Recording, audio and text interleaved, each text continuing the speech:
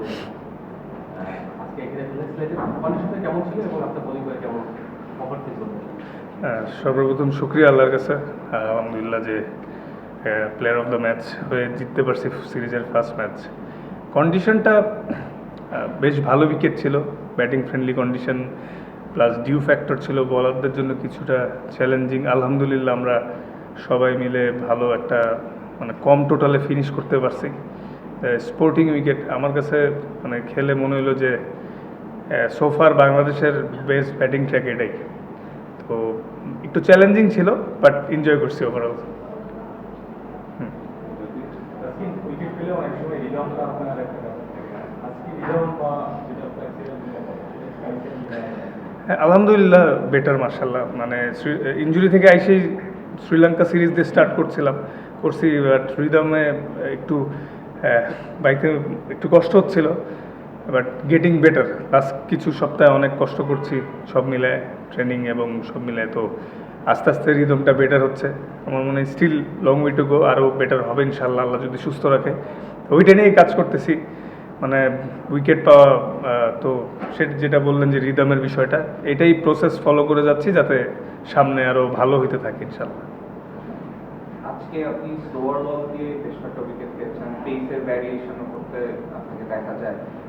Rather than bowling এট top speed, আপনি কি চেষ্টা করেছেন ভ্যারিয়েশনগুলো নিয়ে কাজ করতে এবং স্লোয়ার বল নিয়ে কাজ করা হয়েছে?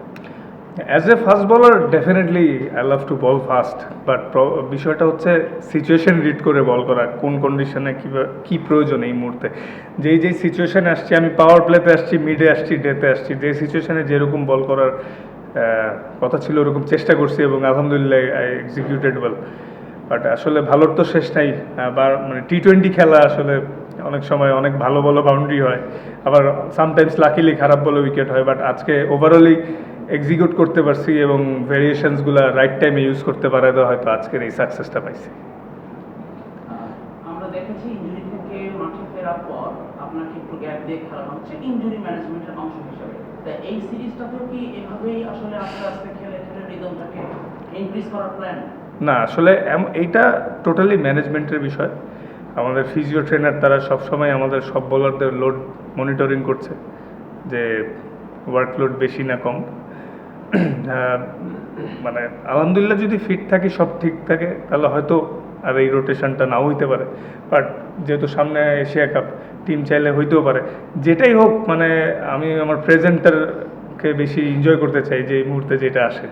ট্রেনিং থাকলে ট্রেনিং, ম্যাচ থাকলে ম্যাচ। আপনি নিজে যদিও অনেকটাই অভ্যস্ত এটার সঙ্গে, কিন্তু এই বছরটা আপনার জন্য একটু মানে ডিফারেন্ট ফিলিংসের মধ্যে দিয়ে গেছে। আপনি শুরুতে একটা রিওয়ার্ড ছিল বোর্ডের পক্ষ থেকে, আপনি সদস্য ক্যাটাগরি, তারপর একটা লম্বা ইনিংস। সেই টাইমটাতে আপনি মেন্টালি মানে নিজেকে কীভাবে, এটা খুব টাফ নিশ্চয়ই, মানে ওই সময় এই বছরটি একটু বেশি টাফ ছিল কিনা, যে বোর্ড আমার সাথে এত ট্রাস্ট করতেছে কিন্তু আমি খেলতে পারতেছি না, সেটা নিশ্চয়ই আপনার জন্য অনেক টাফ ছিল। ওই সময়টা থেকে আপনি কীভাবে? না, আসলে প্রত্যেকটা মুহূর্তই ক্রিকেটিং হোক বা জীবনে হোক, ভালো মন্দ মিলেই চলে। তো প্রত্যেকটা কঠিন সময় থেকে লার্নিংয়ের অনেক কিছু আছে। শুধু আমি না, আমার ক্রিকেটিং কেরিয়ার না, আপনাদেরও সেম। তো যখন যেই মুহূর্তে আসে সেটা যদি আমি স্কিপ করতে চাই, সেটা আমার পেয়ে বসবে। সবসময় ফেস করে আগায় কেমনে যাওয়া যায়, এই জিনিসটা চ্যালেঞ্জ নিতে চাই। এবং ভালো হোক খারাপ হোক, বাট নিজের অনেস্টি আর দৃঢ়তা নিয়ে আগায় গেলে টুডে টুমোরো সব ঠিক হবে, এটাই আমার বিশ্বাস। এরকম উইকেট তো বল করার চ্যালেঞ্জিং হয়, আপনি শুরুতেই বললেন 4টে উইকেট অবশ্যই আপনার রেকর্ডে বুস্ট হয়েছে। মানে যদি দলের কথা বলি, মানে বোলিং সেট আপটা যেটা হয়েছে, আপনি সবাই প্রায় ভালো বলছেন, উইকেট পেয়েছেন, যেটা লাকি কেমন দেখছেন এই ইনিংসটাকে? কারণ এশিয়া কাপ সামনে আসে এবং ভেরিয়েশন ইনিংস সব কিছু মিলিয়ে বোলিংটা আপনি কিভাবে দেখছেন আমাদের সেটআপটা? এই ভালো চ্যালেঞ্জিং বলারদের জন্য, স্পেশালি 12 নম্বর ওভারটা না 13 নম্বর ওভারে যখন বল করতে আসলাম, অলরেডি বল ওয়েট ছিল। তো ডিউ ফ্যাক্টরে বলারদের এক্সিকিউট করাটা বেশ চ্যালেঞ্জিং। তো এটা আমাদের বলারদের জন্য ভালো, যদিও কঠিন চ্যালেঞ্জ। যদিও আমরা আর্লি উইকেট নেওয়াতে হয়তো ওরা বিগ টোটালটা করতে পারে না, কিন্তু ওদের টপ অর্ডাররা কেউ হয়তো যদি লম্বা সময় খেলে ফেলে, ডিফারেন্ট স্টোরি হইতেও পারতো। তো ওভারঅল ভালো ক্রিকেটিং কন্ডিশন। তো এটা আমার মনে হয় এশিয়া কাপের আগে একটা ভালো প্রিপারেশনই হচ্ছে। পুরো আপনি ইনিংসটা যদি বলতে কিভাবে বলছেন, ওই ইনিংসটা কেমন সেটআপে আছে? আপনি মুস্তাফিজ, শরীফুল সাথে রিশাদ, মানে 5 বল করেছেন 6 সবাই মাশাআল্লাহ ভালো করছে। হার্ডওয়ার্ক করতেছে, ইমপ্রুভ করার আর্জেন্সিটা সবার মধ্যে আছে। আর T20 honestly mainly batters game.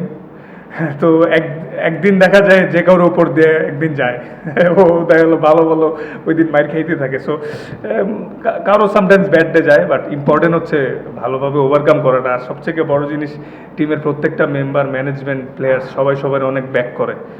কারণ বুঝতে হবে যে আমাদের টিমটা মানে এমন একটা টিম, সবাই আসলে 19-20। সো এইখানে কম্প্যাক্ট থাকাটা, সবাই সবাই সাপোর্ট করাটাই অনেক জরুরি। লাস্ট কিছু মাস ধরে কিন্তু ইমপ্রুভ হইতেছে মার্শাল্লাহ। সো এইভাবে যদি আগাইতে থাকে ভালো কিছুই হবে ইনশাল্লাহ। ইমপ্রুভমেন্টের কথা বলছিলেন, আমরা আসলে এই সিরিজটায় বা যে কয়েকটা ইমপ্রুভমেন্ট দেখতে চাইবে তার মধ্যে খুব সম্ভবত ব্যাটিং এর, পাওয়ার হিটিং এর যে ব্যাপারটা থাকবে। বোলিংটা এনজয় করেছেন, ড্রেসিং রুম থেকে বাংলাদেশের মানে বিশেষ করে লিটন বা সাইফের ব্যাটিংটা কেমন এনজয় করেছেন, যে পাওয়ার হিটিং এর ক্লাসগুলো করা হয়েছে সেখানে একটু ইমপ্রুভমেন্ট দেখছেন কিনা, আর সাইফের ব্যাটিংটা নিয়ে একটু আলাদা করে বা বোলিং নিয়ে পারফরমেন্স নিয়ে একটু আলাদা করে। না মার্শাল্লাহ, সাইফের ভালো কন্ট্রিবিউশন ছিল, বোলিংও 2টা উইকেট নিয়েছে, ব্যাটিংও দারুণ ফিনিশ করছে। লিটন ব্যাটেড এক্সট্রিমলি ওয়েল মার্শাল্লাহ। আসলে লিটনের ভালো খেলাটা বা ফর্মে থাকাটা আমাদের টিমের জন্য অনেক জরুরি। তো মার্শাল্লাহ ও রিসেন্টলি মানে ফর্মে আসতেছে এবং ভালো ব্যাটিং করতেছে, নেটেও দেখতেছি।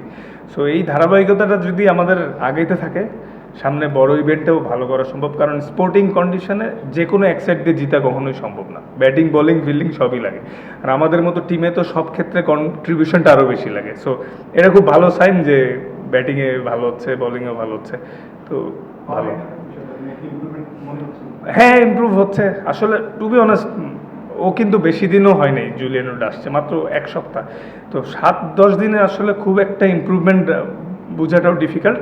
বাট ও যেভাবে ট্রেনিং করাচ্ছে, এর ইম্প্যাক্ট অবশ্যই লং টার্ম করলে আমরা পাবো আশা করছি।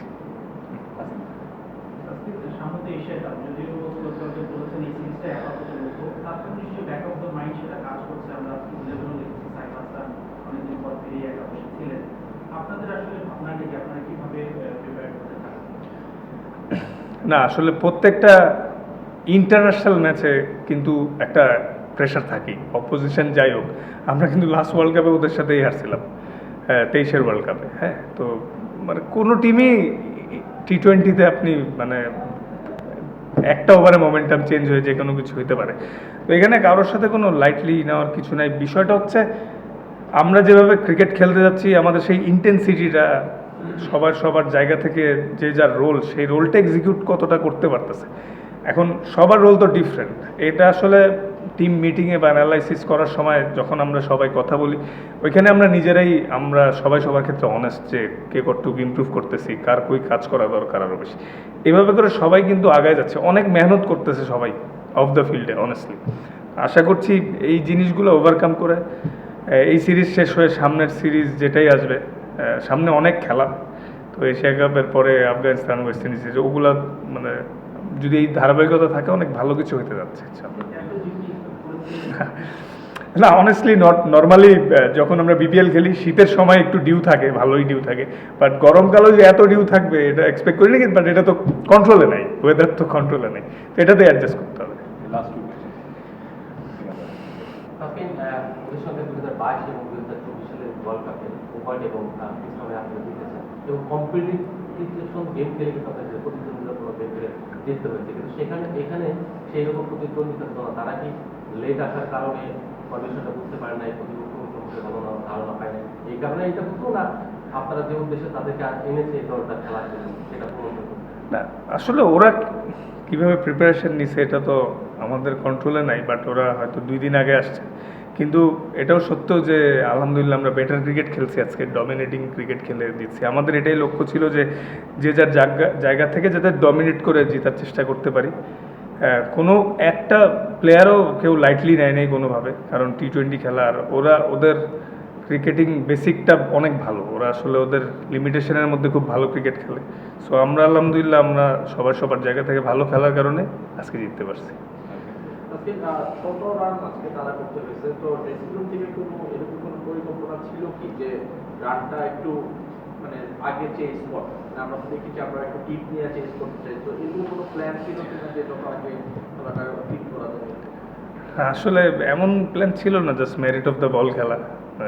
যখন প্ল্যান থাকে এটাই যে টপ অর্ডাররা যেই সেট হবে যাতে ফিনিশ করে আসে, এবং আলহামদুলিল্লাহ লিটন আজকে করে আসছে। আজকে দেখলাম যে সবগুলো ডিপার্টমেন্ট আসলে ইমপ্রুভমেন্টে আছে, বিশেষ করে বোলিং ফিল্ডে আজকে অনেক ভালো করলেন, ব্যাটিংও ভালো করা হচ্ছে। সবগুলো ডিপার্টমেন্ট ফিল্ডিংও দেখেছি বেশ কিছু দুর্দান্ত কেস দেখলাম। তো সব মিলিয়ে এই যে ইমপ্রুভাইজেশন হচ্ছে, এটার মূল আসলে সোর্সটা কি, বা এটা আসলে ইন্সপিরেশনের জায়গাটা কোনটা, যে Bangladesh day by day improve করছে। একটা বিষয় হচ্ছে এই সিরিজটা কি আমরা আবার বাংলাদেশ ফাইনাল দেখতে পাবো? না, আসলে প্রত্যেকটা ম্যাচ প্রত্যেকটা সিরিজে জিতার লক্ষ্যেই খেলতে নামি। আর আমরা ইমপ্রুভমেন্টের চাহিদা যেটা, যে যেই জিনিসগুলো অতীতে মিস্টেক হয়েছে সেগুলো যাতে বারবার না রিপিট হয়, এই জন্য অফ দ্য ফিল্ডে হার্ড ট্রেনিং করছে সবাই, স্পেসিফিক জায়গা নিয়ে যার যে জায়গাটা ইমপ্রুভ করা দরকার ওইভাবে করে ট্রেনিং করছি লক্ষ্য নিয়ে। মানে গতানুগতিক ট্রেনিং করা দরকার সেটা না, যে যার জায়গা থেকে আলাদাভাবে কোচরা অনেক হেল্প করতেছে, ম্যানেজমেন্ট প্লেয়ার সব সম্মিলিত হয়েই মানে সবার কষ্টের প্রতিফলন আস্তে আস্তে আসতেছে। তো আশা করি এই প্রসেসটা চললে সামনে ভালো কিছু। ভাই কালকে প্র্যাকটিস থ্যাংক ইউ। জানানি